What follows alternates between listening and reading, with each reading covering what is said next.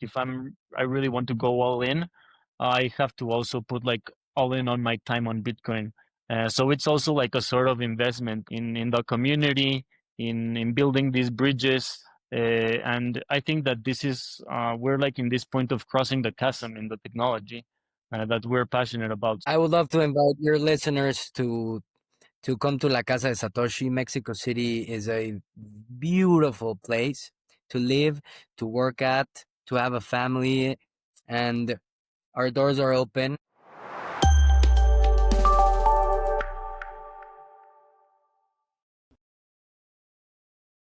What drives grassroots Bitcoin adoption in Mexico City?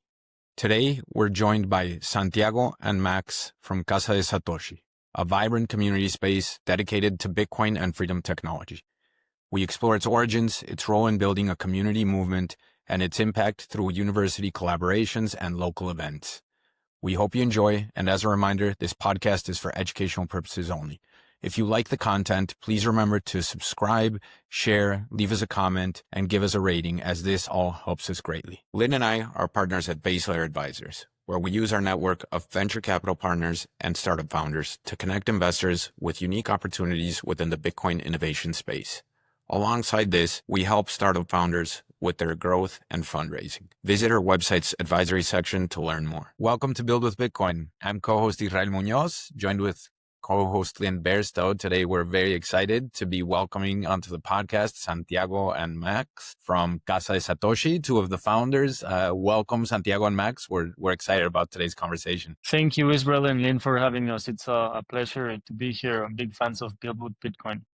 This is super exciting, guys. Thank you for having us. Well, let's get right into it. Of course, we'll get into the efforts you're doing in Mexico City with Casa de Satoshi, which is, for the context of the listeners, it's a community space for those building on Bitcoin and freedom technology generally. So maybe we can start, Santiago and Max, with a little bit of context and background. Why did you decide to spend your time working on Bitcoin, and how did Casa de Satoshi come to be inaugurated? We're coming on a year, I believe, is the August mark now that Casa de Satoshi is live and operating in Mexico City. So give us a little bit of context on the team and Casa de Satoshi. Okay, well, so thank you again, guys, for having us. It's really nice to be here because first of all, I listen to Build with Bitcoin a lot, and you have super cool people that come into your podcast. Entrepreneurs, investors, all kind of stuff, and I really admire them. So it's really cool to be having this conversation with you guys about what we're building in particular in La Casa Satoshi and in Mexico City, mostly with our grassroots community. What we say that this La Casa Satoshi, it's a grassroots community and co-working space for Bitcoiners and by Bitcoiners. But it goes much more than this 1 year anniversary, although in August 29th, we'll be celebrating 1 year of existence in our physical hub. Our existence in reality from our community goes um, much back in the past. In Mexico City, we have always been fomenting like the growth of the Bitcoin ecosystem. I remember, for example, even before I met all of these people like Max, who today is my co-founder at La Casa Satoshi, and Kardashev, Artur, all these people that you guys know from our community. I was just like a basement Bitcoiner. I was in college and I studied economics, but I was just like studying Bitcoin personally because I didn't know many people about it. I just like studied in my free time. And then everything changed when one day I went to a Bitcoin mining meetup, and it was casually organized by Max. Actually, that was the first time I ever met him, and I learned from this meetup in Twitter, Bitcoin Twitter, and so I said, I don't know anyone in town that also likes this same niche stuff as I do. So I went to see who was there, and I ended up meeting people like Max, like Arturo, who invited me to join Kardashev BTC with him. And all of this great community began to form with these small and casual events where we just wanted to discuss Bitcoin. And with time, we just like Casa de Satoshi came into existence because we saw that we needed this physical space. In particular, I traveled to Bitcoin Park, and that was a very important experience for me because in Bitcoin Park, I realized how it was the Nashville Energy and Mining Summit, and I was looking at how on one side the miners and these Bitcoiners like me were communicating, for example, with senators in the room, and they were all in this same physical space talking about how Bitcoin was good and it was actually good for the state and the people of the state of Tennessee. So that was like a really eye-opening experience for me. I realized that I couldn't just be like a basement Bitcoiner. I had to go out and build these bridges and also invest my time into like the layer zero of Bitcoin and creating this community. Yeah, Max, I want you to add on to that. And I just want to applaud this. I mean, I feel especially close to Casa de Satoshi. It's my home base for where I go to meetups. And I've had the pleasure of knowing Santiago and Max for many years now and being part of the meetup group with them before the founding of this physical space. But having it has really felt like having a home for Bitcoin in Mexico City. And I used to go to a lot of crypto and Web3 meetups before because that was just the only way to even get a touch point on it. But, you know, finding my community in my home has been really important. But Max, you had the meetup before that kind of brought Santiago in. So tell us about, you know, how you came to Bitcoin and how you started holding these mining meetups, which is quite niche, as a prelude to what we're doing at Casa de Satoshi. Amazing. Listen, I think my interest, my community, my upbringing, what I studied has led me to this exact moment and building La Casa de Satoshi with Santi and all of our co-founders. I think my interest in energy in particular led me to Bitcoin. And in 2020, I saw the fiscal response by the Mexican government and the US government. And I started getting more interested in the architecture of the systems and how fragile they were. And I started learning, researching more into this, and I was studying sustainable development engineering at Tec de Monterrey at the moment. While studying that and Bitcoin simultaneously, I ran into this guy that was very interested in turning pig poop into Bitcoin, and my curiosity and my way of being wanted to learn more about his efforts. And I invited him over to host one of these meetups at my family's business, at my hotel, and we started doing these meetups there because it was a very cool setting, a place where people can have these conversations and have some beers. So it was cool to have another setting for these conversations, and that's where I started meeting more and more like-minded folks.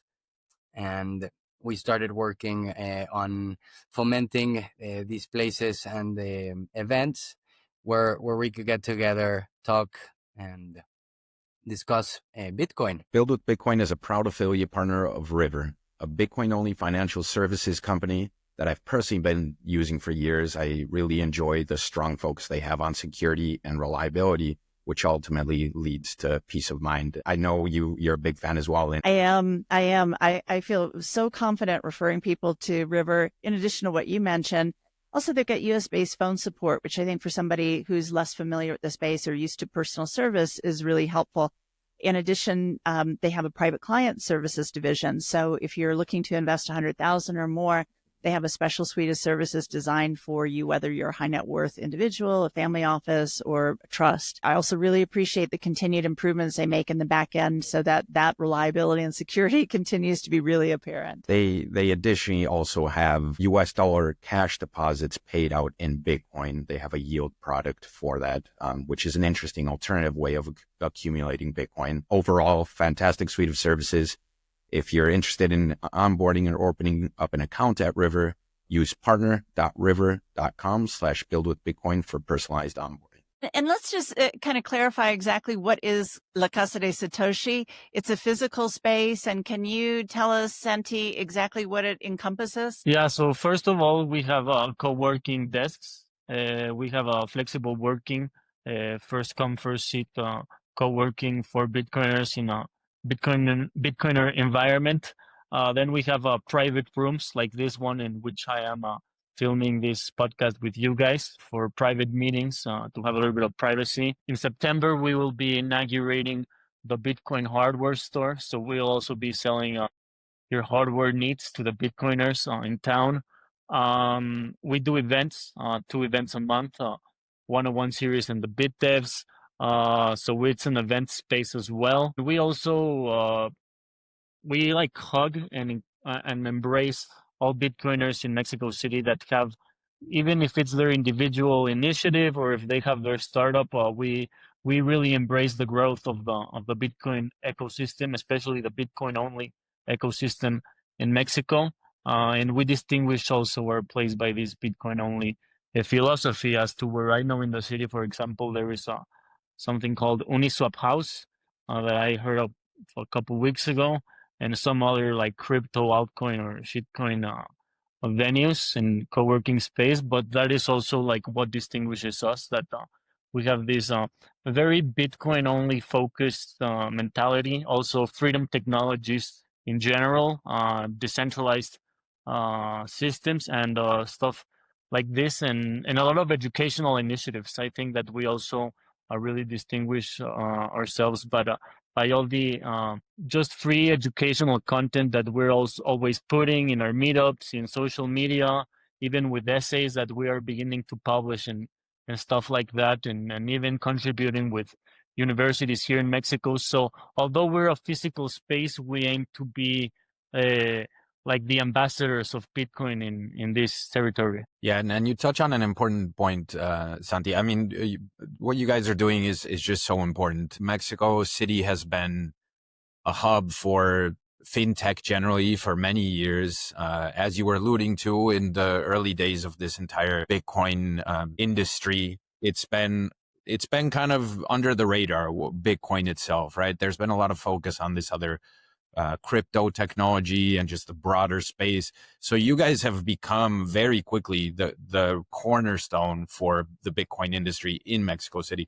And, you mentioned it's Bitcoin only, but, I do want to applaud you guys and make sure it's clear that it's also a very welcoming space. I mean, the idea is precisely to educate anyone interested on why Bitcoin particularly is such an important asset, technology, movement, all of these things that it encompasses. So, I mean, contextually, Mexico just generally is very primed for Bitcoin adoption. Maybe all the listeners may not know, but Mexico has a very long history of economic instability, currency inflation.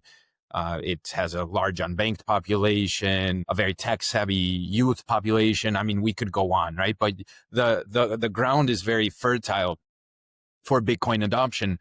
But before, it was the technology sector was more focused on these other communities that you made mention to, Santi. So, I mean, what have you guys observed in this first year, Max and Santi? Are we seeing a bit of a tide shift? I know the numbers have been quite impressive recently as far as participants that have come to these events that you mentioned. But what's your feel of Mexico City and Bitcoin? Are things changing? Why was it slow to kind of establish? Give us your take. La Casa de Satoshi is also a civil association, and we've been trying to partner with education institutions and companies and people, particularly building in Mexico. And there's been a lot of interest in this innovation from Satoshi the past years, I think, since Bitcoin has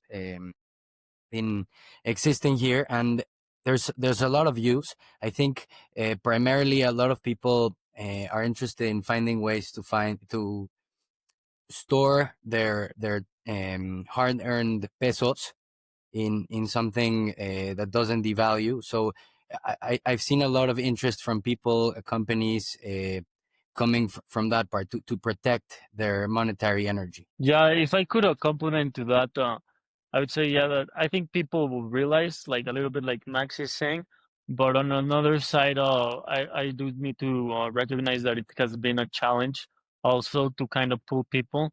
As you mentioned, Israel, of course, this is a super welcoming space, and we promote critical debate, critical thinking, debates, different ideas, etc. Like we always have a controversial thinking and takes. For example, in our bit devs and in the different meetups we take.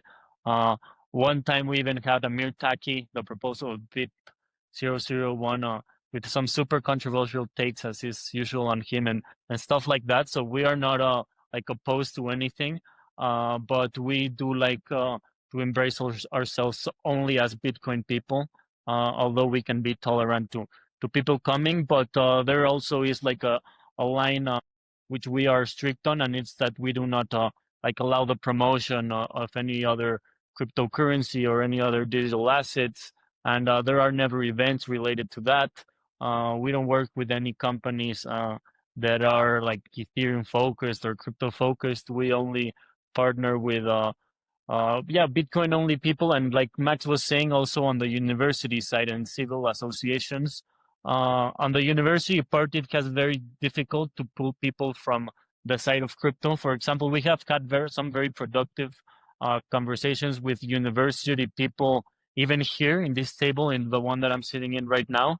But I remember they were here and they told us one time, but it's because, you know, me as a university, I have to be completely partial as to what I offer to the students. I cannot pick only one cryptocurrency, let's say Bitcoin, because I like it, and only promote education about it. I need to be partial. So please, Casa de Satoshi, help me to do a curriculum that is not biased, that is general. And then this implies probably other 5 conversations after this with them. Like, it's because no, you have to understand why this is the only one you need to pay attention. So it is hard, you know, that is the reality. Yeah, it is a lot of like, it's like a tug war. You have to pull and go and pull. And also at some points, even like be flexible, like, you know, like, see, okay, I can talk to you a little bit about stable coins and how this can help cross-border payments, just to give you a little bit of understanding of how this technology is helping and doing innovations and stuff like that. So yeah, you have to be flexible a little bit at times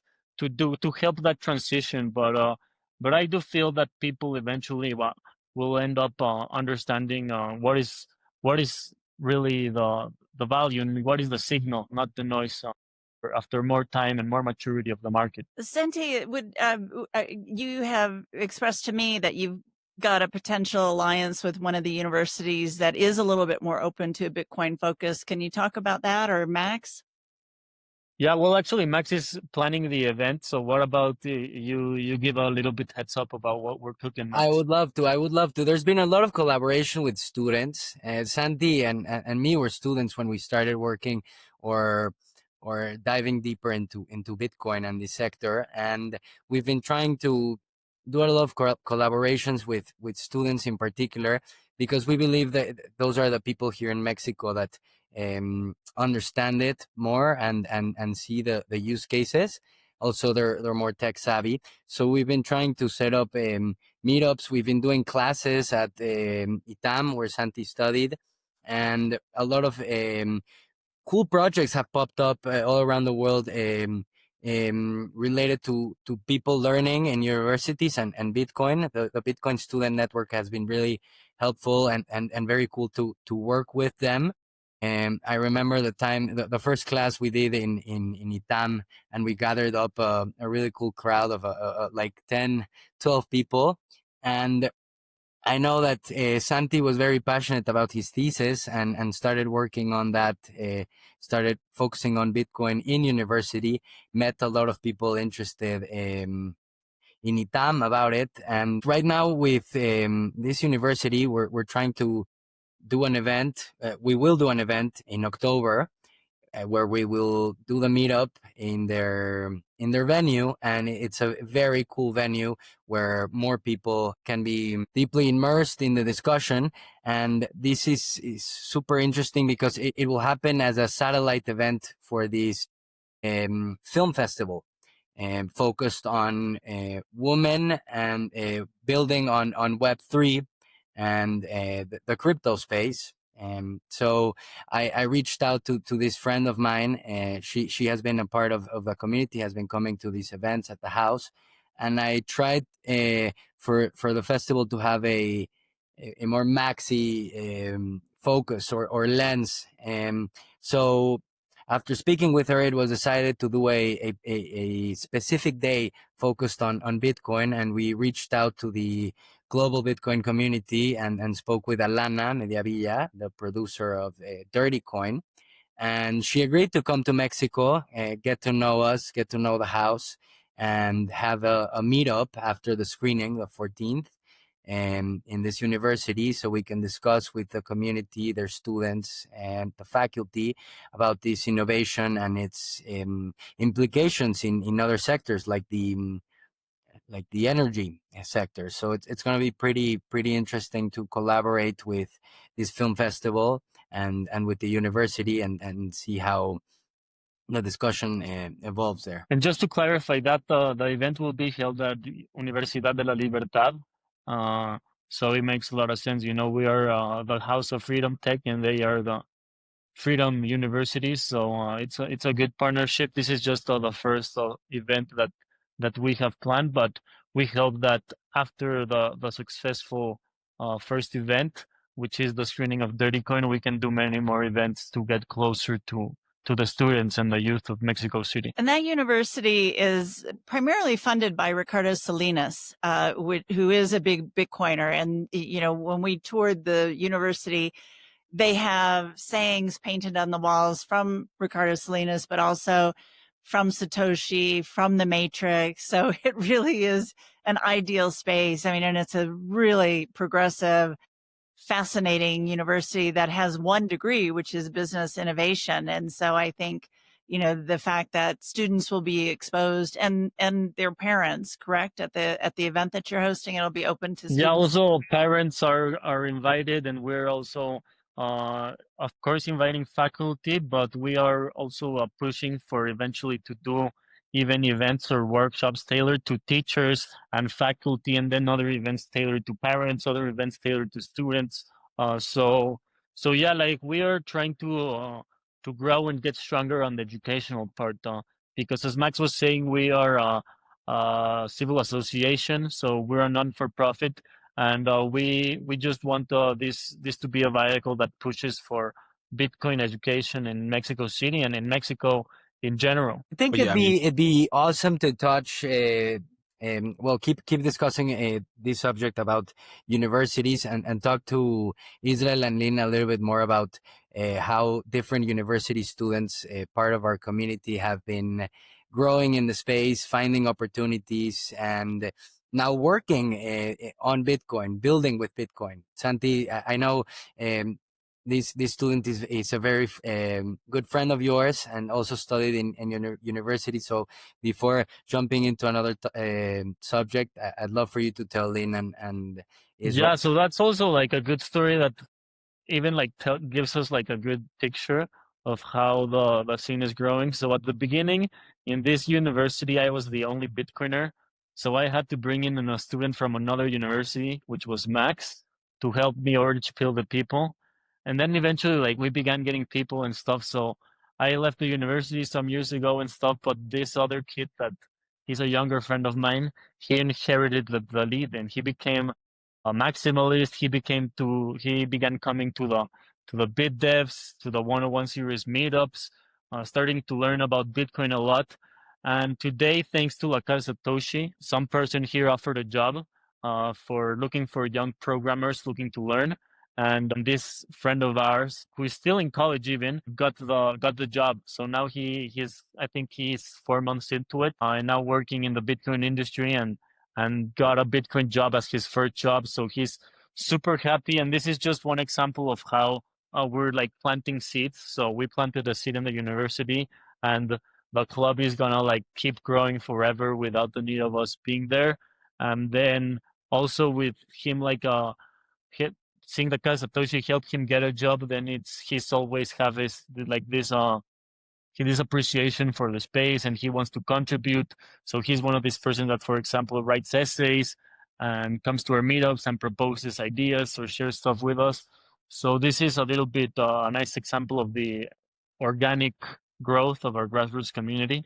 Also, an example of the cool collaborations that have come up with other projects that are open, no, and particularly built to to help people understand it as the Bitcoin Student Network. So that's a pretty cool collaboration with them. There's other very exciting collaborations coming up in the roadmap, let's say, over the coming months. But I mean, goes to show as well that sometimes all it takes is showing up and, a little curiosity.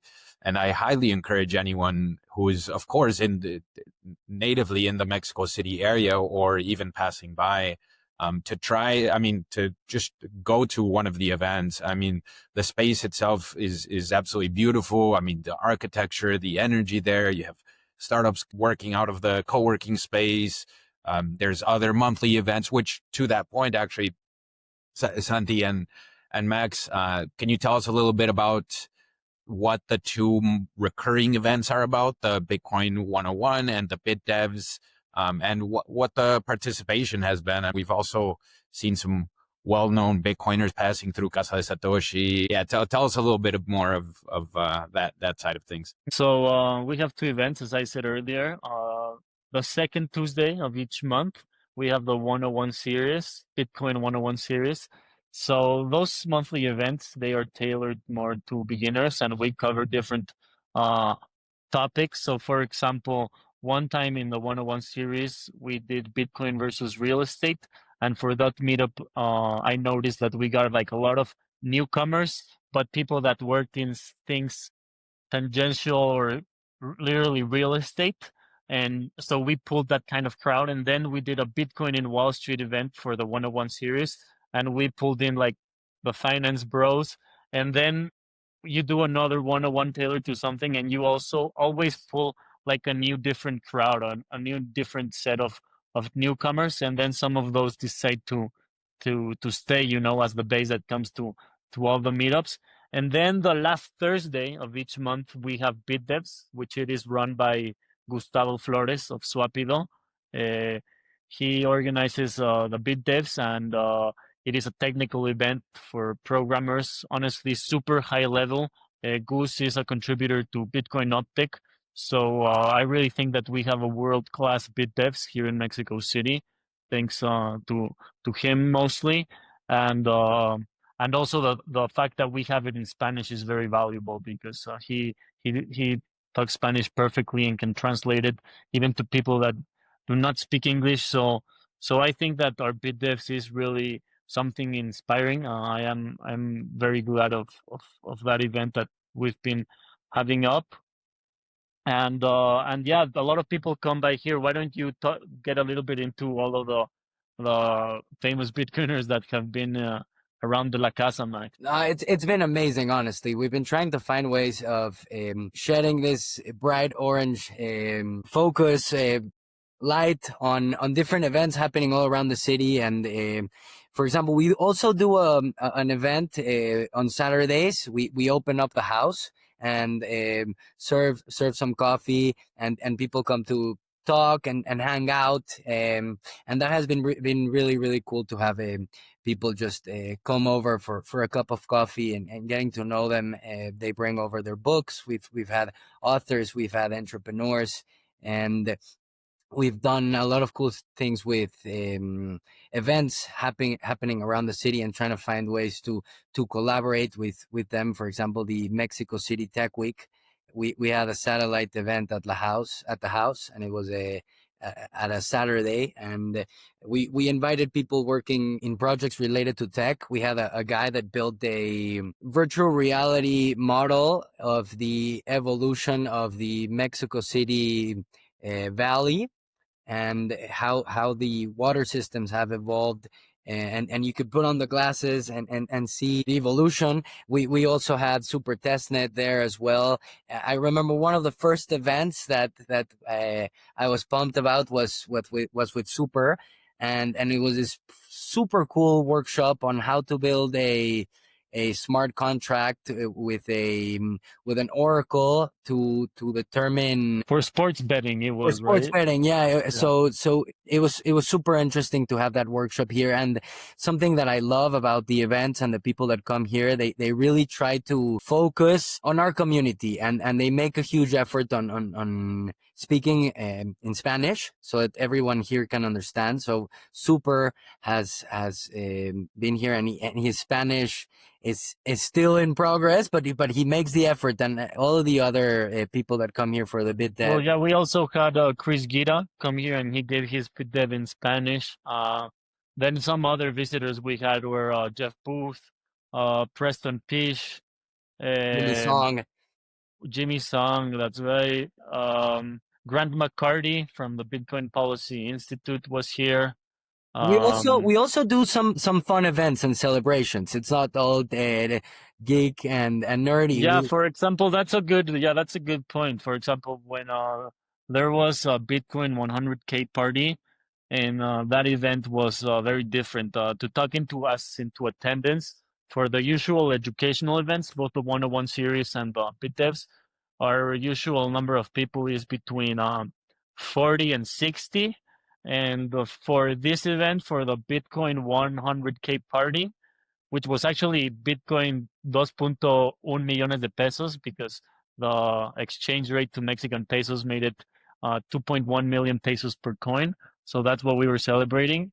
And we had more than 100 people for those kind of events. Or also for Bitcoin Pizza Day, we did a big event outside, and the turn up was probably more like 80 to 100 people.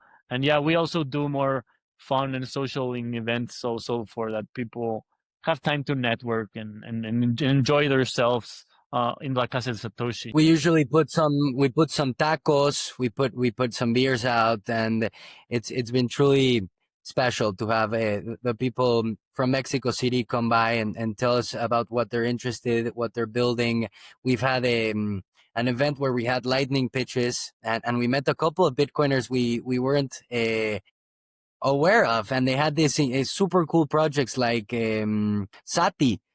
And Felipe from Sapti was there, and I was amazed on how he was working with Bitcoin and WhatsApp and the Lightning Network, and that has been truly special. Yeah, and also the bringing in the Mexican cultural aspect together with Bitcoin, like the altar for Day of the Dead celebration, the altar to Satoshi was, I think, just a magnificent touch. Yeah, that was a great idea. So for those people that are not aware, in Mexico, every 2nd of November, we celebrate el Día de los Muertos, the Day of the Dead.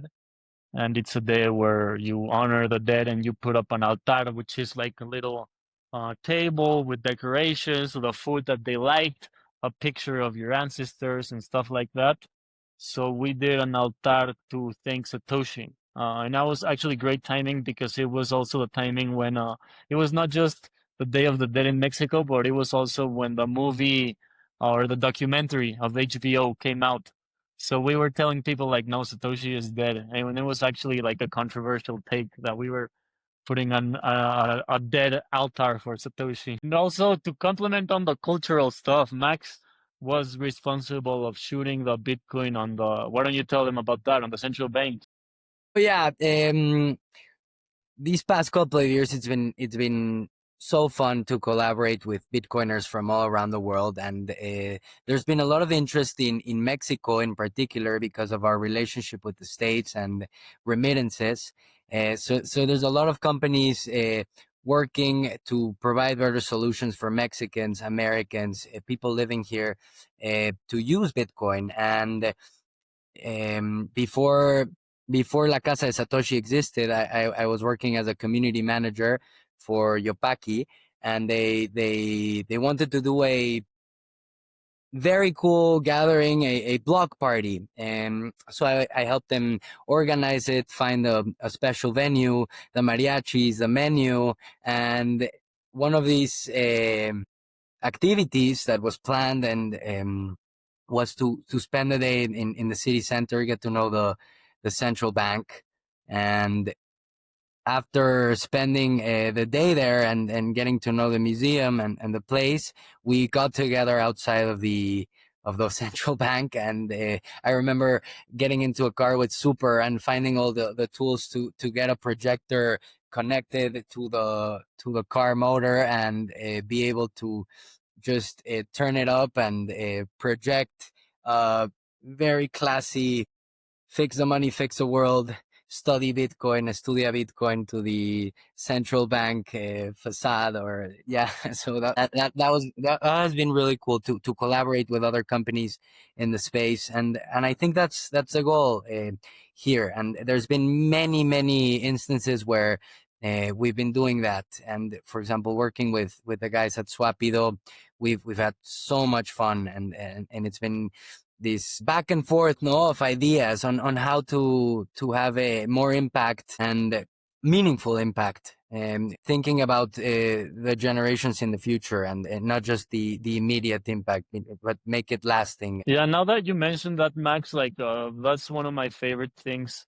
Like, let aside the part of, like being part of the founding team at La Casa de Satoshi, like one of my favorite things is precisely that, like the collaborations between my team that we work at Cardiff BTC with the other guys working in the same space, but totally something different. Swapido BTC, like the financial Bitcoin services here in Mexico. Our companies are like completely unrelated. We don't have many things in common whatsoever, but we learn and like support one another a lot, and that really helped me. So to give you an example, right now vibe coding is like super popular, and everyone knows what that is. But before it was like everywhere vibe coding. The first time I ever heard vibe coding, it was because Goose from Swapido, he was like working right next to me, and he was teaching me how he uses it. So I was like, oh, let me see how I can use it. And that's how we learn, and we also like support each other. So I think that that is like the beauty of La Casa Satoshi, that it's like Bitcoin founders and Bitcoiners just supporting each other and making everyone grow. Santi, I think it's a great time for you to introduce your role and what you do at ASO Bitcoin México, la Asociación de Bitcoin México, and the collaboration with other companies, for example, with Capitalex, and how has that been growing? Yeah, so we also created the Asociación Bitcoin de Mexico because we, as we mentioned earlier, we believe in building these bridges. So we really want to have this education not just for the community, but also, for example, for policymakers and for industry in general and companies. So we are also doing efforts to have bigger forums and even conferences in the future, where it's not just only the Bitcoin companies and the Bitcoiners attending, but we envision also a future where in these conferences and these events in Mexico, policymakers will even be coming into the rooms and wanting to learn, oh, how is this technology shaping financial and fintech services? How is this technology reshaping the energy industry and stuff like that? So we think that it needs to come from our side to put that initiative. And primarily, if we want to differentiate ourselves from the crypto world, because there will be, for example, Asociación Fintech de Mexico, they embrace crypto and stuff like that, but it's not the same thing. So we really need to have a platform like that, but Bitcoin only focused, and bridging that gap between our far end in the Bitcoin world and the Bitcoin startups to the policymakers, and bringing these two worlds closer together. Speaking of that, maybe you could kind of give a high-level overview of what the status of Bitcoin is in Mexico in terms of legislation, taxation. I mean, just where do we stand, and how familiar is the government? And we've seen a big turnaround in the U.S. in the last under the current administration with a broader acceptance and no longer kind of demonizing crypto or Bitcoin in particular, and the talk of the Bitcoin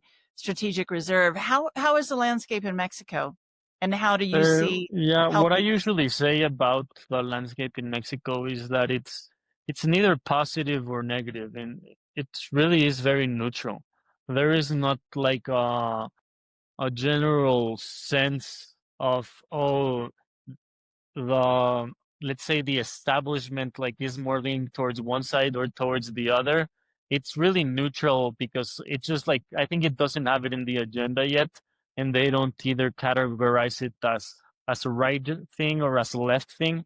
It hasn't gotten to that point yet in Mexico, but there is some legislation where it is mentioned. For example, there is a fintech law where Bitcoin is mentioned as a digital asset, and just regarding that, like taxes, for example, well, yeah, Bitcoin, since it is categorized in the law as an asset, it should pay ISR, which is the tax over your earnings and stuff like that. But like there is some very, very basic frameworks, but nothing too specific yet. And for example, now in our mining efforts with Cardaship PTC, we're also trying to expand the clarification on some of this stuff. For example, for the regulators to know that our data centers can be pro-environment and stuff like that.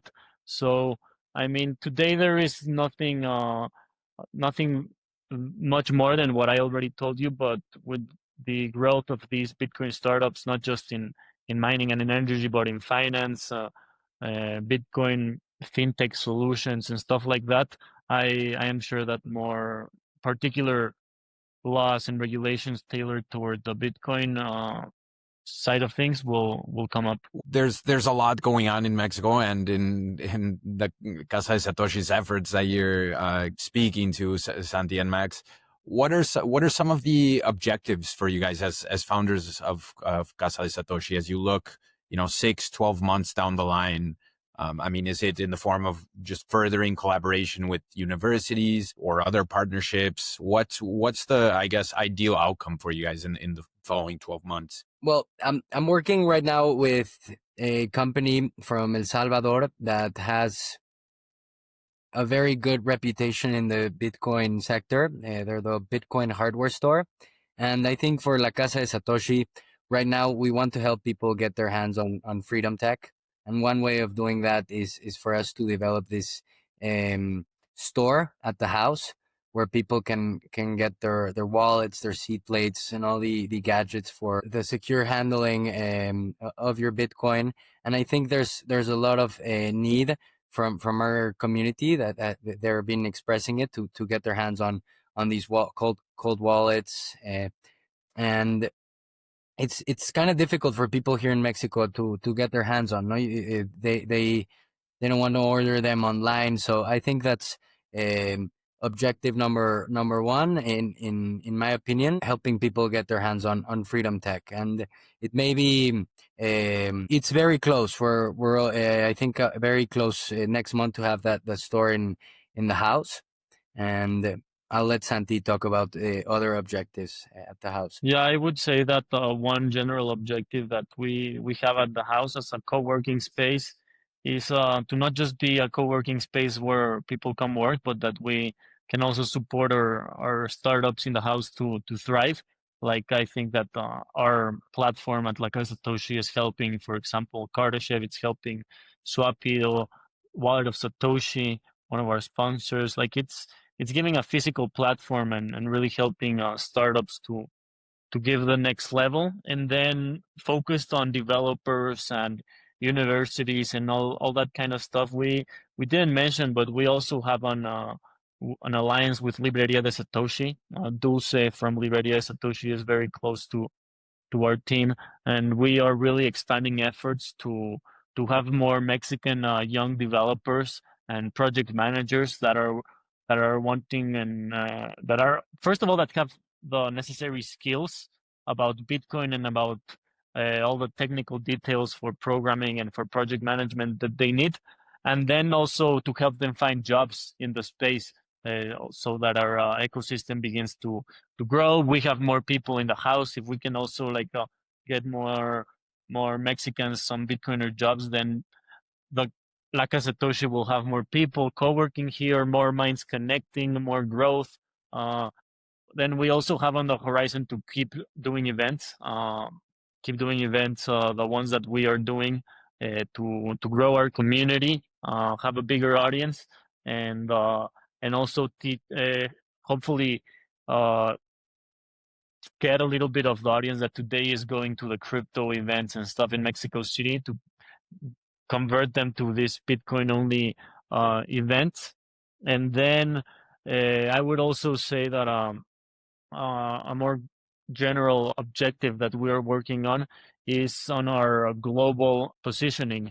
We are, for example, considering global hackathons with other Bitcoin-based events and co-working spaces, and communities, in order for us to like also have this position in the global Bitcoin network where people come to Mexico City and they want to come here, and possibly we also begin doing conferences, Bitcoin conferences in Mexico with satellite events in La Casa de Satoshi, and it's something that people look forward to.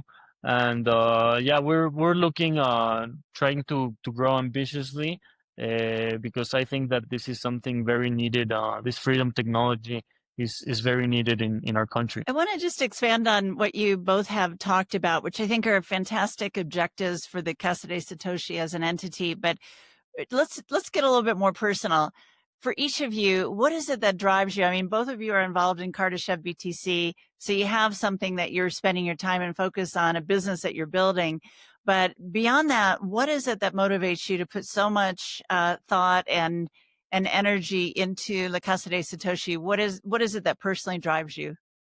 I don't know if it's hope or fear, but both of them. That's a good way to sum it up, Max. But I'd say a little bit more of for hope. Coming back to Bitcoin Student Network, which we've discussed a lot on today, because we've really been helped by them and by their content to push also Mexican students to have similar initiatives and Bitcoin clubs in their local universities. Ella from the Bitcoin Student Network, she put out an article some time ago about something called the Layer Zero, and the article was saying that we as Bitcoiners spend a lot of time thinking about the layer 1, the layer 2, and Lightning and Liquid, and the layers 3 that are coming and stuff like that. But the most important is the layer 0, which is the people and the community, and the people actually making these layer 1s and layer 2s possible and shaping the future of it. So for me, I, in my evolution as a Bitcoiner, not just like putting most of my wealth into Bitcoin or all of it, but the part that I really like in my evolution, I realized like if I really want to go all in, I have to also put like all in on my time on Bitcoin. So it's also like a sort of investment in the community, in building these bridges.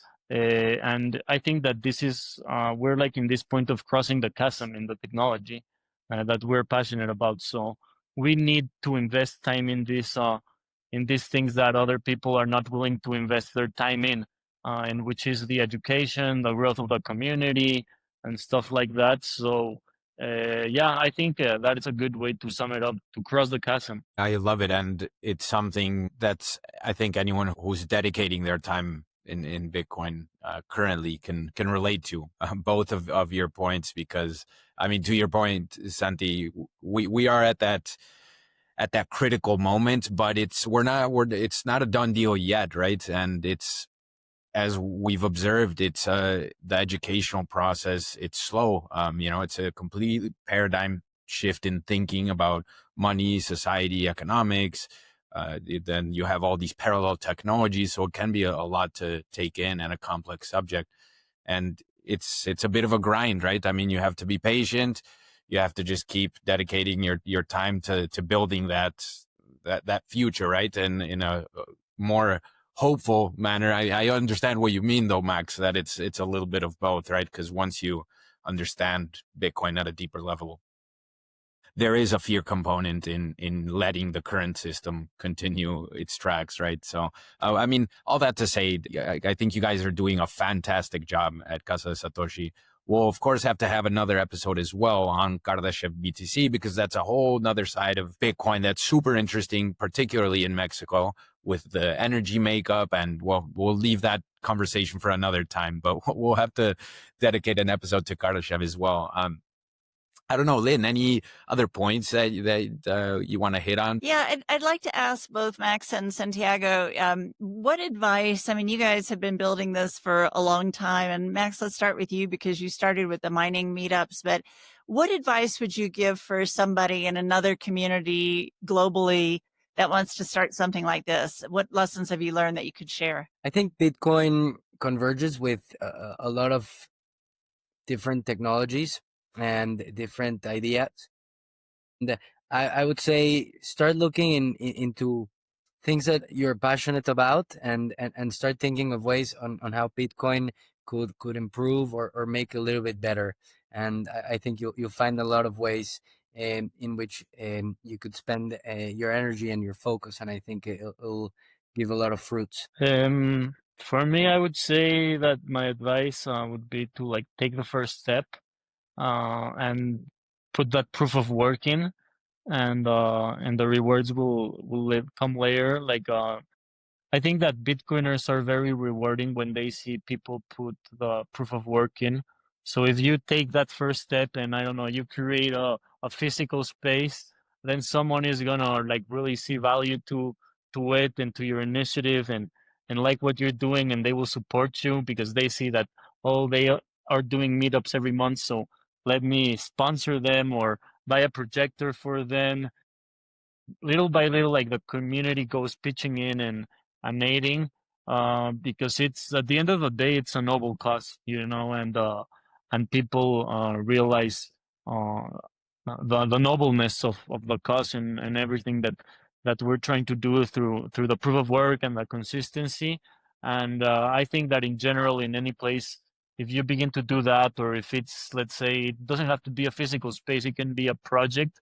Like you begin putting a prototype out and working by yourself, or even vibe coding it, and have some proof of work to see that you're putting thought into it and improving and stuff like that. Well, someday someone will be interested in collaborating with you, in working with you, in partnering or funding you in different stuff. So I think that Bitcoiners, uh, that would be my advice, to like do the proof of work, and then the rewards come. Anything else you two would like to add that we haven't asked you? Any other words of advice or closing comments? I would love to invite your listeners to come to La Casa de Satoshi. Mexico City is a beautiful place to live, to work at, to have a family, and our doors are open. Thank you so much for inviting us to this podcast. Also, I promise that we will get the podcast room an upgrade so you can record more and more episodes here at the house. It's your base.